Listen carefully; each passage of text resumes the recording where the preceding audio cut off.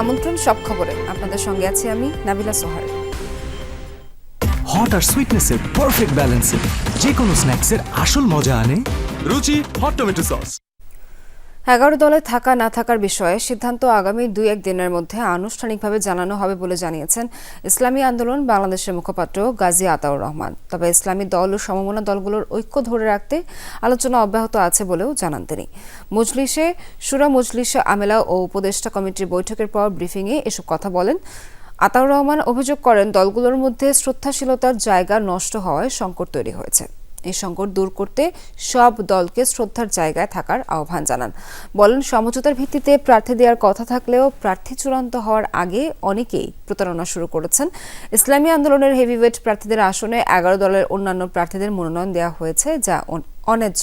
চাপিয়ে দেয়া কোনো সিদ্ধান্ত ইসলামী আন্দোলন মানবে না বলে জানান দলটির মুখপাত্র। এ সময় তিনি বলেন 11 দল থেকে এখনো বেরিয়ে যায়নি, সমঝোতার চেষ্টা অব্যাহত আছে ও থাকবে। আমরা তো স্বাধীনভাবে রাজনীতি করি, আমরা তো কারো চাপিয়ে দেওয়া কোনো বিষয়কে আমাদেরকে মেনে নিতে হবে সেটা তো ইসলামী আন্দোলন বাংলাদেশ অতীতেও সেই রাজনীতি করে নাই। আমরা আমাদের সিদ্ধান্ত নেওয়ার মতো অবস্থায় তো আমরা আছি ইনশাল্লাহ। তো এখানে কেউ যদি আমাদের প্রতি কোনো ইনজাস্টিস করে বা কেউ যদি ইনসাল্ট করে, অবহেলা করে, তাহলে সেটাকে আমরা স্বাভাবিকভাবে তো নিতে পারি না। বিশেষ কিছু দলকে সুবিধা দেওয়ার জন্য দাঁড়িপাল্লা, হাতপাখা ও শাপলা-কলি প্রতীকগুলোকে পোস্টাল ব্যালটের প্রথম লাইনে রাখা হয়েছে বলে অভিযোগ করেছেন বিএনপির স্থায়ী কমিটির সদস্য নজরুল ইসলাম খান। সন্ধ্যায় গুলশানে বিএনপির কেন্দ্রীয় নির্বাচন পরিচালনা কার্যালয়ে এক সংবাদ সম্মেলনে এসব কথা বলেন তিনি। বলেন পোস্টাল ব্যালটে এমনভাবে ধানের শীষ রাখা হয়েছে যাতে সেটা ভোটারদের কাছে ভালোভাবে দৃশ্যমান না হয়। এ সময় তিনি বলেন এটা দৈব ঘটনা নয়, এটা ইচ্ছাকৃত। 3টি রাজনৈতিক দলের প্রতীক এমন সারিতে রাখা অনিচ্ছাকৃত ঘটনা নয়। ব্যালট পেপার সংশোধনের অনেক নজির আছে, যেহেতু এখন অনেক সময় আছে সেহেতু নতুন করে ব্যালট ছাপানোর দাবি জানান তিনি। যে তার প্রথম লাইনে দাড়িপাল্লা আছে, শাপলা কলি আছে এবং হাত পাখা আছে, কিন্তু বিএনপির যে প্রতীক সেটা শেষ লাইনে মাঝামাঝি জায়গায়। আমরা মনে করি যে এই বিষয়টা এমনি এমনি হয় নাই, এটা দৈব ঘটনা নয়, এটা ইচ্ছাকৃত। গেজেটের ধারাবাহিকতা হিসাব করে পোস্টাল ব্যালটের প্রতীক ছাপানো হয়েছে বলে জানিয়েছেন নির্বাচন কমিশন সচিব আক্তার আহমেদ। সন্ধ্যায় এক ব্রিফিংয়ে ইসি সচিব জানান এ নিয়ে কমিশন যে সিদ্ধান্ত নেবে তাই হবে। বুধবার 5ম দিনের আপিল শুনানি শেষে প্রার্থীতা ফিরে পান 74 জন আর খারিজ হয় 18 জনের আবেদন। স্থগিত রাখা হয়েছে 8 জনের। প্রার্থীর বৈধতার ক্ষেত্রে ছোটখাটো সংশোধনযোগ্য ত্রুটি বিবেচনা করছে ইসি। তবে ঋণ খেলাপি, দ্বৈত নাগরিকত্ব ও স্বতন্ত্রের ক্ষেত্রে 1% ভোটারের সমর্থন আছে কিনা এই বিষয়ে কঠোর অবস্থানে কমিশন। এ নিয়ে ক্ষুব্ধ প্রতিক্রিয়া জানান স্বতন্ত্র প্রার্থীরা। বিদেশি নাগরিকত্ব জটিলতায় অপেক্ষমান রাখা হয় দিনাজপুর 5 আসনের বিএনপি প্রার্থী AKM কামরুজ্জামানের প্রার্থিতা বাতিলের আবেদনটি। এছাড়া কুমিল্লা 6 আসনের বিএনপি প্রার্থী মনিরুল হক চৌধুরীর প্রার্থিতা বৈধতার বিরুদ্ধে করা আবেদন খারিজ করে দেয় কমিশন। এদিকে নির্বাচনী আচরণবিধি লঙ্ঘন করায় বাংলাদেশ খেলাফত মজলিসের ঢাকা 13 আসনের প্রার্থী মামুনুল হককে শোকজ করেছে নির্বাচন কমিশন। সংবিধানের 66(2) ক একটি অনুচ্ছেদ সংশোধন করে বলা আছে, নির্বাচনে মনোনয়ন দানের পূর্বে কোনো ব্যক্তি যদি অন্য দেশের নাগরিকত্ব ত্যাগ করেন তাহলে তিনি নির্বাচনে প্রতিদ্বন্দ্বিতা করতে পারবেন, এটা তার অযোগ্যতা হবে না। আমাদের যে গেজেটটা পাবলিশ করা হয়েছে সেই গেজেটের ধারাবাহিকতা যেভাবে আছে সেই অর্ডারেই করা হয়েছে। এখন এটা কমিশন যেভাবে সিদ্ধান্ত নেবেন সেইটাই। এটা তো কমিশনের ব্যাপার, এটা আমি বলবো কি করে। গেজেটের ধারাবাহিকতা হিসাব করে পোস্টাল ব্যালটের প্রতীক ছাপানো হয়েছে বলে জানিয়েছেন নির্বাচন কমিশন সচিব আক্তার আহমেদ। এ নিয়ে কমিশন যে সিদ্ধান্ত নেবে তাই হবে। বাহরাইনের একটি ডেলিভারি পয়েন্ট থেকে অন্যের পোস্টাল ব্যালটের খাম সরবরাহের বিষয়টি দেশটির পোস্ট অফিস তদন্ত করবে বলেও জানান তিনি। যেটা হয়েছে যে আপনারা খেয়াল করে দেখবেন যে এখানে কোনো ইনভেলপ খোলা হয়েছে এরকম কোনো কিছু নাই, এবং এটা তাৎক্ষণিকভাবে বাহরাইন পোস্টকে বলা হয়েছে যে এটা তো তাদের কাছে করা হয়নি, এবং আমাদের যিনি সম্মানিত রাষ্ট্রদূত আছেন তিনি এই বিষয়টা দেখছেন এটাতে, এবং তারা বলেছেন যে তারা এই বাহরাইন পোস্ট বলেছে তারা এটা সরজমিনে তদন্ত করে জানাবে যে এইটা কেন ঘটলো। নির্বাচনের আগে আইনশৃঙ্খলা পরিস্থিতির অবনতি ঘটাতে ষড়যন্ত্র চলছে বলে শঙ্কা প্রকাশ করেছেন বিএনপির স্থায়ী কমিটির সদস্য মির্জা আব্বাস। পোস্টাল ব্যালটে প্রতীক বিন্যাসের সমালোচনা করে পক্ষপাত এড়াতে কমিশনকে সতর্ক থাকার আহ্বান জানান তিনি। স্থায়ী কমিটির আরেক সদস্য সালাউদ্দিন আহমদ বলেন, জুলাই সনদের বাইরে বক্তব্য নেই বিএনপির। আলাদা অনুষ্ঠানে বিএনপি নেতারা এসব কথা বলেন। জুলাই জাতীয় সনদের প্রত্যেকটি প্রস্তাব আমরা যেটা ঐক্যমতের ভিত্তিতে স্বাক্ষরিত হয়েছে সেটা আমরা বাস্তবায়ন করব, কিন্তু জুলাই সনদের বাইরে আমাদের কোনো বক্তব্য নাই। এটা একেবারেই উদ্দেশ্যমূলকভাবে করা হয়েছে যাতে ব্যালট পেপারটা কনফিউজিং হয়ে যাবে। মহাপ্রক্রেসি সব জায়গায় চলে না, চেষ্টা করতে পারে আইন শৃঙ্খলা পরিস্থিতিটা যাতে আরও খারাপ হয়, এই জন্য কিছু কিছু প্রার্থী উস্কানিমূলক কথাবার্তা বলছে। পতিত ফ্যাসিবাদী শাসক গোষ্ঠী নিজেদের অপরাধের ব্যাপারে অনুতপ্ত নয়, তাই এখনই দেশে ট্রুথ অ্যান্ড রিকনসিলিয়েশন প্রক্রিয়ার বাস্তবায়ন সম্ভব নয়। রাষ্ট্রীয় অতিথি ভবন যমুনায় অন্তর্বর্তী সরকার প্রধান ডক্টর মোহাম্মদ ইউনূসের সাথে সৌজন্য সাক্ষাৎ করেন যুক্তরাষ্ট্রের দুই সাবেক জ্যেষ্ঠ কূটনীতিক আলবার্ট কুম্বেস ও মরস্ট্যান। ঘণ্টাব্যাপী বৈঠকে আলোচনা হয় আসন্ন নির্বাচন ও গণভোট, জুলাই বিপ্লব ও এর পরবর্তী পরিস্থিতি, জুলাই সনদ এবং অভ্যুত্থানে নেতৃত্ব দেয়া তরুণদের উত্থানের বিষয়। এ সময় দুই কূটনীতিক প্রধান উপদেষ্টার কাছে বর্ণবৈষম্য পরবর্তী দক্ষিণ আফ্রিকার আদলে বাংলাদেশেও ট্রুথ অ্যান্ড রিকনসিলিয়েশনের উদ্যোগ গ্রহণ করা সম্ভব কিনা তা জানতে চান। জবাবে ডক্টর ইউনূস বলেন, বর্তমান পরিস্থিতিতে দেশে এ প্রক্রিয়া বাস্তবায়ন সম্ভব নয়। বলেন, এটি তখনই সম্ভব যখন কেউ নিজ অপরাধের জন্য অনুতপ্ত হয়। কিন্তু বহু প্রমাণ থাকার পরও ফ্যাসিস্ট শাসক গোষ্ঠী তাদের বর্বরোচিত অপরাধ অস্বীকার করেই যাচ্ছে। এ সময় প্রধান উপদেষ্টা আরও জানান, 12 ফেব্রুয়ারি নির্বাচন আয়োজন ও ফল ঘোষণা করে গণতান্ত্রিকভাবে নির্বাচিতদের ক্ষমতা হস্তান্তরের অঙ্গীকারে অটল অন্তর্বর্তী সরকার। বিশ্বের 75টি দেশের ইমিগ্রেন্ট ভিসা কার্যক্রম স্থগিত করতে যাচ্ছে যুক্তরাষ্ট্র, জানিয়েছে মার্কিন পররাষ্ট্র মন্ত্রণালয়। তালিকায় রয়েছে বাংলাদেশ, পাকিস্তান, আফগানিস্তান সহ বহু দেশ। পররাষ্ট্র দপ্তরের নথির বরাতে এই তথ্য প্রকাশ করেছে মার্কিন গণমাধ্যম ফক্স নিউজ। তবে এই স্থগিতাদেশের অন্তর্ভুক্ত নয় পর্যটন এবং ব্যবসায়িক ভিসা। তালিকায় বাংলাদেশের পাশাপাশি রয়েছে Russia, Pakistan, Afghanistan, Brazil, Iran, Iraq, মিশর, থাইল্যান্ড সহ আরও অনেক দেশের নাম। আগামী 21 জানুয়ারি থেকে কার্যকর হতে যাচ্ছে এই সিদ্ধান্ত, যা মার্কিন পররাষ্ট্র দপ্তর কর্তৃক পুনরায় মূল্যায়নের আগ পর্যন্ত অনির্দিষ্টকালের জন্য অব্যাহত থাকবে। ক্ষমতায় আসার পর থেকেই যুক্তরাষ্ট্রের অভিবাসী দমনে একের পর এক অভিযান চালিয়ে যাচ্ছে মার্কিন প্রেসিডেন্ট ডোনাল্ড ট্রাম্প, যার জেরে ব্যাপক বিক্ষোভ সহিংসতা ছড়িয়েছে যুক্তরাষ্ট্রেও। বিশ্বকাপ খেলা না খেলা নিয়ে দোলাচলে বাংলাদেশ ক্রিকেট বোর্ড। বিসিবি পরিচালক এম নাজমুল ইসলামের দাবি, এখনও তারা আগের অবস্থানে আছেন। শুধু তাই নয়, বিশ্বকাপ খেলতে না পারলে ক্রিকেটাররা যদি ক্ষতিপূরণ দাবি করেন, সেই প্রসঙ্গেও বিস্ফোরক মন্তব্য করেছেন বিসিবি পরিচালক। বাংলাদেশ ক্রিকেট বোর্ডের কোনো ক্ষতি হবে না, ক্রিকেটারদের ক্ষতি হবে। ক্রিকেটারদের ক্ষতি হবে তার কারণ হচ্ছে যে ক্রিকেটাররা খেললে প্রতিটা খেলায় তারা এক ধরনের ম্যাচ ফি পায়। তারা এক ধরনের খেলায় যদি কেউ পার্টিসিপেট করে, যদি ম্যান অফ দ্য ম্যাচ হয় অথবা কোনো ধরনের বিশেষ যদি তাদের কোনো পারফরমেন্স থাকে, সেটার জন্য আইসিসি নিয়ম অনুযায়ী, ম্যাচের নিয়ম অনুযায়ী তারা যা পাওয়ার সেটা পাবে। ওটা হচ্ছে এক্স্যাক্টলি প্লেয়ারের পাওনা, সেটা বোর্ডের কোনো, এটার সাথে বোর্ডের কোনো সংশ্লিষ্টতা নাই। মানে বোর্ডের এখানে লাভ বা ক্ষতি কোনো কিছু নাই। বাংলাদেশ এখানে খেলুক বা না খেলুক, এখানে বোর্ডের লাভ ক্ষতির কোনো বিষয় নাই, অন্তত এই বিশ্বকাপের জন্য। ওরা গিয়ে যদি কিছুই না করতে পারে, তাহলে ওদের পিছনে আমরা যে এত কোটি কোটি টাকা খরচ করতেছি, আমরা কি ওদের কাছ থেকে ওই টাকা ফেরত চাচ্ছি নাকি? প্রশ্নটা তুলতেই পারবে না। না, কারণ হচ্ছে যে আমরা যে ওদের পিছনে এত খরচ করতেছি, বিভিন্ন জায়গায় গিয়ে ওরা কিছুই করতে পারতেছে না। আজ পর্যন্ত আমরা একটা বই শিক্ষা আনতে পারছি? কোনো একটা জায়গায় আমরা কতটুকু কি করতে পারছি? আমরা তাহলে তো প্রত্যেকবারই আমরা বলতে পারি যে তোমরা খেলতে পারো না, তোমাদের পিছে যা খরচ করছি এটার তোমরা এবার তোমাদের কাছ থেকে আমরা নিতে থাকি, ফেরত দাও। এই মন্তব্যের জেরে বিসিবি পরিচালক এম নাজমুল ইসলামকে পদত্যাগের আলটিমেটাম দিয়েছেন ক্রিকেটাররা। বৃহস্পতিবার বিপিএল এর প্রথম ম্যাচের আগে বিসিবির এই পরিচালক পদত্যাগ না করলে সব ধরনের খেলা বন্ধ থাকবে বলে জানিয়েছেন ক্রিকেটারদের সংগঠন কোয়াবের সভাপতি মোহাম্মদ মিঠুন। একজন বোর্ড ডিরেক্টর, উনি যেভাবে প্লেয়ারদেরকে নিয়ে মন্তব্য করছেন, একজন দায়িত্বরত বোর্ড ডিরেক্টর কখনোই এইভাবে প্লেয়ারদের নিয়ে কথা বলতে পারেন না। আমরা ইমিডিয়েট ওনার রিজাইন চাচ্ছি। উনি যদি কালকে ম্যাচের আগে, কালকে বিপিএলের ফার্স্ট ম্যাচের আগে যদি রিজাইন না করেন, তাহলে আমরা সব ধরনের ক্রিকেট বন্ধ ঘোষণা করছি। দর্শক, ছোট্ট বিরতি নিচ্ছি, সব খবরে ফিরছি এক্ষুনি, সঙ্গে থাকবেন।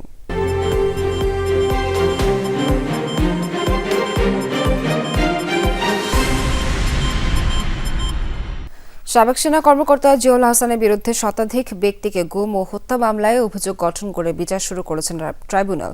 মামলার সূচনা বক্তব্য সাক্ষ্য গ্রহণ ৮ ফেব্রুয়ারি। অভিযোগে বলা হয়, গাজীপুর, বরগুনার পাথরঘাটার চরদুয়ানিতে ও সুন্দরবনে জলদস্যু দমনে কথিত অপারেশনের নাটক সাজিয়ে ১০৪ জনকে হত্যা করেছেন জিয়াউল হাসান।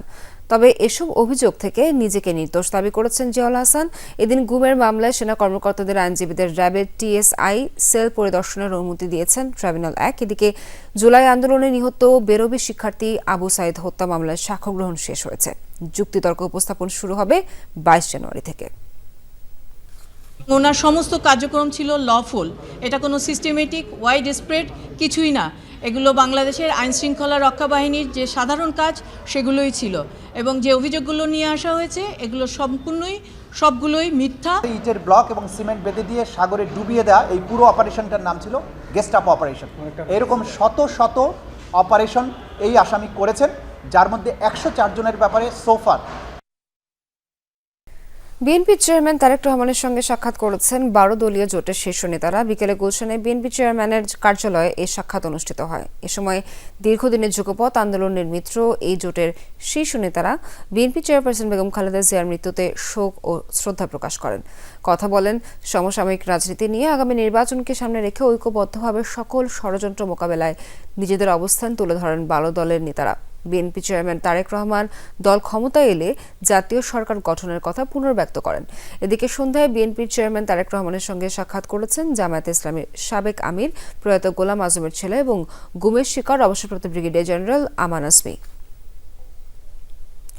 নির্বাচনের সময় অনাকাঙ্ক্ষিত পরিস্থিতি এড়াতে ১৫ জানুয়ারি থেকে ১ মাস অন অ্যারাইভাল ভিসা বন্ধ রাখা হবে বলে জানিয়েছেন পররাষ্ট্র উপদেষ্টা তৌহিদ হোসেন। তিনি জানান, শর্ত পূরণ হলেই কেবল গাজায় সেনা পাঠানোর বিষয়ে সিদ্ধান্ত নেবে সরকার। সমকালীন নানা ইস্যু নিয়ে বুধবার বিকেলে নিজ কার্যালয়ে সাংবাদিকদের মুখোমুখি হন পররাষ্ট্র উপদেষ্টা মোহাম্মদ তৌহিদ হোসেন। বলেন, যথাসময়ে পোস্টাল ব্যালট পৌঁছানো এবং ভোট শেষে দেশে আনার বিষয়ে ব্যবস্থা করা হবে। নির্বাচনকালীন কোনো ধরনের অনাকাঙ্ক্ষিত পরিস্থিতি এড়াতেও সতর্ক সরকার, এজন্য নেওয়া পদক্ষেপের কথাও জানান উপদেষ্টা। এ সময় কথা বলেন রোহিঙ্গা ইস্যুতেও, জানান সংকট সমাধানে দীর্ঘ সময়ের প্রস্তুতি দরকার। পররাষ্ট্র উপদেষ্টা বলেন, সীমান্তে হতাহতের বিষয়ে কূটনৈতিক চ্যানেলে মিয়ানমারকে অবহিত করেছে বাংলাদেশ। নির্বাচনের সময় অনাকাঙ্ক্ষিত পরিবেশ সৃষ্টির চেষ্টা হতে পারে। অনেকেই যারা কাম্য না ঠিক তারা এসে হাজির হয়ে যেতে পারে। এই জন্য আমরা তো ভিসা বন্ধ করছি না, ভিসা নিয়ে আসুন, যে কেউ আসতে চান, যাদের পারপাস ঠিক থাকবে তাদেরকে আমরা আসতে দেবো, কিন্তু হুট করে কেউ হাজির হয়ে না যায় এই জন্য আর কি। বাংলাদেশ মিয়ানমার সীমান্তে সমস্যা সৃষ্টি করছে আরাকান আর্মি, যাদের বিরুদ্ধে কঠোর ব্যবস্থা নেওয়া হবে। চট্টগ্রামের সাতকানিয়ায় বিজিবির ১০৪তম রিক্রুট ব্যাচের সমাপনী অনুষ্ঠানে কথা বলেন স্বরাষ্ট্র উপদেষ্টা জাহাঙ্গীর আলম চৌধুরী। আরও বলেন, নির্বাচনে ৬১ জেলায় মোতায়েন করা হবে বিজিবির ৩৭,০০০ সদস্য। এবার সমাপনী কুচকাওয়াজের মাধ্যমে ৩,০২৭ জন বিজিবিতে যোগদান করলেন, যা বাহিনীর ইতিহাসে এক ব্যাচে সর্বোচ্চ সংখ্যক সদস্যের যোগদান, যে তালিকায় নারী ৭৩ জন। এক প্রশ্নের জবাবে স্বরাষ্ট্র উপদেষ্টা বলেন, দেশের বাইরে থেকে নির্বাচন বাধাগ্রস্ত করার চেষ্টা চলছে। দেশের অভ্যন্তরে কেউ এমন চেষ্টা করলে তাদের বিরুদ্ধে সরকার কঠোর ব্যবস্থা নেবে। এ সময় বাংলাদেশ মিয়ানমার সীমান্তের সাম্প্রতিক পরিস্থিতি নিয়েও কথা বলেন উপদেষ্টা। বাহিনীর দক্ষতা এবং প্রযুক্তিগত উন্নয়নে নানা পদক্ষেপের কথাও জানান স্বরাষ্ট্র উপদেষ্টা ও মহাপরিচালক। যারা পালাই আছে অন্য জায়গায়, ওখান থেকে তো পালাই আছে, চোর তো অনেক কিছু বলতে পারে, তারা পালাই আছে, পালাই ওখান থেকে বলতেছে, তাদেরটা কেউ শঙ্কিত হবে নাকি? যদি ওনাদের সাহস থাকে দেশের ভিতরে আসুক, আইসা আইনের আওতায় আইনের আশ্রয় নেই এবং তারা তাদের কথা বলুক। অন্য দেশে পালায় কথা বললে তো এটার কোনো ভ্যালু নেই। সীমান্ত দিয়া যদি কেউ কোনো রকমে কোনো কিছু সৃষ্টি করতে চায়, কাউকেই ছাড় দেওয়া হবে না। প্রস্তাবিত ঢাকা সেন্ট্রাল ইউনিভার্সিটির অধ্যাদেশ জারির দাবিতে রাজধানীর বিভিন্ন এলাকায় সড়ক অবরোধ করে বিক্ষোভ করেছে সরকারি ৭ কলেজের শিক্ষার্থীরা। বুধবার দুপুরের দিকে রাজধানীর টেকনিক্যাল মোড়, সায়েন্স ল্যাব মোড় ও তাঁতিবাজার চৌরাস্তায় অবস্থান নিয়ে বিক্ষোভ কর্মসূচি শুরু করেন তারা। শিক্ষার্থীদের সড়ক অবরোধে যান চলাচল বন্ধ হয়ে যায়, ভোগান্তিতে পড়েন রাজধানীবাসী। শিক্ষার্থীদের অভিযোগ, সরকারের একটি কুচক্রী মহলের কারণে বারবার পিছিয়ে যাচ্ছে অধ্যাদেশ জারির কার্যক্রম। বৃহস্পতিবার উপদেষ্টা পরিষদের সভায় ঢাকা সেন্ট্রাল ইউনিভার্সিটির অধ্যাদেশের হালনাগাদ খসড়ার অনুমোদনের পাশাপাশি রাষ্ট্রপতির কর্তৃক চূড়ান্ত অধ্যাদেশ জারির দাবি জানায় শিক্ষার্থীরা। অন্যথায় কঠোর আন্দোলনের হুঁশিয়ারি দেন তারা। আমাদের ক্লাস ঠিক মতন হচ্ছে না, ক্লাস হলেও আমরা কোনো আমাদের যারা শিক্ষক রয়েছে তারা আমাদের বিরুদ্ধে অনেকে অবস্থান করছে। 90% হয়েছে, বাট 10% এখন কেন আটকে রয়েছে? আরো 1 মাস আগে থেকে 10% আটকে রয়েছে। যতক্ষণ না আমাদের অধ্যাদেশ সরকার জারি করবে ততক্ষণ আমরা এখানে অপেক্ষা করব। আমাদের এই অধ্যাদেশটা আটকায় রাখছে। আমরা দীর্ঘ 1.5 বছর থেকে এইভাবে রাস্তায় নেমে আন্দোলন করতেছি। আমরা তো রাস্তাতে থাকতে চাই না। দর্শক, আবারও একটি বিরতি নিচ্ছি। সব খবরে এক্ষুনি ফিরছি, সঙ্গেই থাকবেন।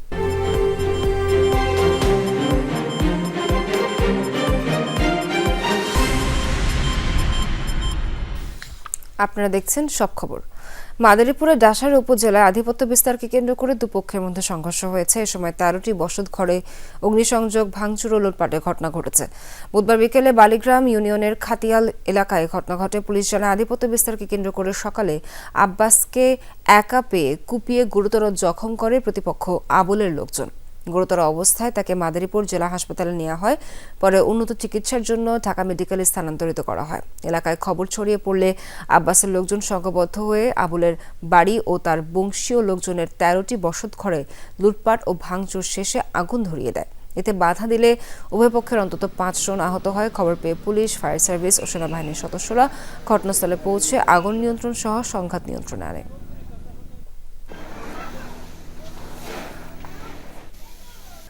যশোরে আলোচিত শীর্ষ সন্ত্রাসী সাব্বির হোসেন ওরফে সাব্বিরকে বিদেশি পিস্তল, ম্যাগজিন ও 15টি ককটেল সহ গ্রেফতার করেছে র্যাব। বুধবার শহরের খোপ সেন্ট্রাল রোড এলাকায় ভাড়া বাসা থেকে তাকে আটক করা হয়। র্যাব জানায়, গোপন সংবাদের ভিত্তিতে অভিযান চালিয়ে বাসার রান্নাঘর থেকে পিস্তল ও খাটের পাশে লুকিয়ে রাখা 15টি ককটেল উদ্ধার করা হয়। গোল্ডেন সাব্বিরের বিরুদ্ধে পূর্বে 2টি হত্যা মামলা সহ 10টি মামলা রয়েছে।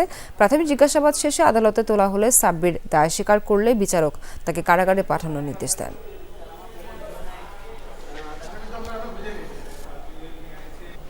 সিরাজগঞ্জের রায়গঞ্জে স্থায়ী প্রায় 300 কৃষকের মাঝে অত্যাধুনিক কৃষি যন্ত্রপাতি বিতরণ করা হয়েছে। বুধবার দুপুরে উপজেলা প্রশাসন ও কৃষি সম্প্রসারণ অধিদপ্তরের সহযোগিতায় এই বিতরণ কার্যক্রমটি পরিচালিত হয়। অনুষ্ঠানে ঢাকা ব্যাংকের চেয়ারম্যান আব্দুল হাই সরকার প্রধান অতিথি থেকে কৃষকদের মাঝে কৃষি যন্ত্রপাতি বিতরণ করেন। এছাড়া ব্যাংকের উপ ব্যবস্থাপনা পরিচালক মোহাম্মদ মোস্তাক আহমেদ ও সিএফও শাহাবুল আলম খান, উপজেলা কৃষি কর্মকর্তা মোমিনুল ইসলাম উপস্থিত ছিলেন।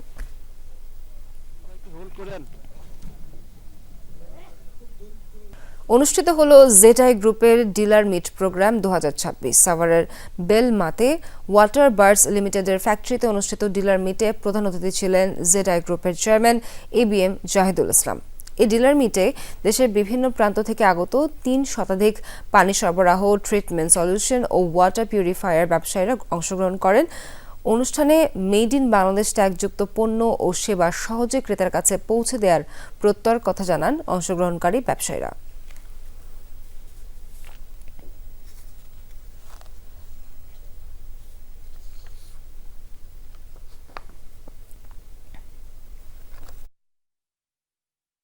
চট্টগ্রাম বিশ্ববিদ্যালয়ে শিক্ষক পদে উপ-উপাচার্যের মেয়ে এবং বিশ্ববিদ্যালয় স্কুলের অধ্যক্ষ পদে রেজিস্ট্রারের ভাই নিয়োগ পাওয়ার ঘটনায় আলোচনা সমালোচনার ঝড় উঠেছে ক্যাম্পাসে। নিয়োগ প্রক্রিয়ায় অনিয়ম তদন্তে বুধবার বিশ্ববিদ্যালয় অভিযানে গিয়ে তথ্য প্রমাণ সংগ্রহ করেছে দুদক। গত 9 জানুয়ারি বিশ্ববিদ্যালয়ের 565তম সিন্ডিকেট সভায় তাদের নিয়োগ অনুমোদন হয়। তবে অনিয়ম ও স্বজনপ্রীতির অভিযোগ অস্বীকার করেন অভিযুক্ত দুজনেই। আওয়ামী লীগ সরকার পতনের পর থেকে চট্টগ্রাম বিশ্ববিদ্যালয়ে গত 1.5 বছরে প্রায় 250 জন শিক্ষক, কর্মকর্তা, কর্মচারী নিয়োগের অভিযোগ রয়েছে বর্তমান প্রশাসনের বিরুদ্ধে। নিয়োগ পেয়েছে শীর্ষ কর্তাদের আত্মীয়-স্বজন। অস্বচ্ছ ও প্রশ্নবিদ্ধ এসব নিয়োগ বাতিলে কয়েকদিন ধরে প্রশাসনিক ভবনের সামনে বিক্ষোভ করছে সাধারণ শিক্ষার্থীরা। ভাইভাতে ভালো করবে এবং প্রেজেন্টেশনে ভালো করবে, সঠিকভাবে তাদেরকে এই শিক্ষক হিসেবে নিয়োগ দিতে হবে। আমি ওই বোর্ডটাতে অ্যাবসেন্ট ছিলাম এবং প্রকৃতপক্ষে ওখানকার রিটার্ন, ভাইভা, প্রেজেন্টেশন সবগুলো প্রক্রিয়া থেকে আমি নিজেকে বিরত রেখেছিলাম। আমি 3 তলায় যাইনি সেদিন। আজকে নথিপত্র দেখেছি, আমরা ইতিমধ্যে বলেছি যে সকল নথিপত্রই আমরা চেক করেছি, শুধুমাত্র নম্বর পত্রটা আমরা চেক করতে পারি নাই। আমরা সবকিছু রেকর্ডপত্র পর্যালোচনা শেষে আমরা বিস্তারিত প্রতিবেদন কমিশন বরাবর দিব। কমিশন যে ব্যবস্থা নেবে সেই ব্যবস্থায় নেওয়া হবে। যে কোনো মুহূর্তে মার্কিন হামলার শঙ্কায় ইরান থেকে নিজ দেশের নাগরিকদের সরে যাওয়ার নির্দেশ দিয়েছে যুক্তরাষ্ট্র, কানাডা, সাইপ্রাস সহ বিভিন্ন দেশে। অবস্থায় বিক্ষোভকারীদের উপর নিপীড়ন অব্যাহত থাকলে ইরানে ব্যাপক হামলার হুঁশিয়ারি দিয়েছেন প্রেসিডেন্ট ডোনাল্ড ট্রাম্প। বিক্ষোভকারীদের জন্য দ্রুত সহায়তা আসছে বলেও আশ্বাস দেন তিনি। ফলে ইরানে বড় ধরনের মার্কিন হামলার শঙ্কা আরও স্পষ্ট হয়ে উঠেছে। এদিকে পাল্টা হুমকি দিয়ে তেহরান বলছে আগ্রাসনের জবাব দিতে প্রস্তুত তারাও। নতুন এক বিবৃতিতে বলা হয়, পাল্টা আঘাত হানতে প্রস্তুত রয়েছে মিসাইল ইউনিট। তবে এখনও থমথমে ইরানের পরিস্থিতি, বিরাজ করছে ভয় আর আতঙ্ক। গুরুত্বপূর্ণ বিভিন্ন স্থানে দেখা যায় বাড়তি নিরাপত্তা। এ অবস্থাতেও বিভিন্ন স্থানে বিচ্ছিন্নভাবে চলছে সরকার বিরোধী বিক্ষোভ। এদিকে খামেনি সরকারের পতন হলে ইরানের ক্ষমতা নিতে প্রস্তুত বিরোধী শক্তিগুলো। মঙ্গলবার মার্কিন গণমাধ্যম ফক্স নিউজকে দেয়া এক সাক্ষাৎকারে কথা বলেছেন ইরানের নির্বাসিত যুবরাজ নেতা পাহলভি। আন্দোলনে বিদেশি শক্তির সম্পৃক্ততার বিষয়টিও তুলে ধরেন তিনি।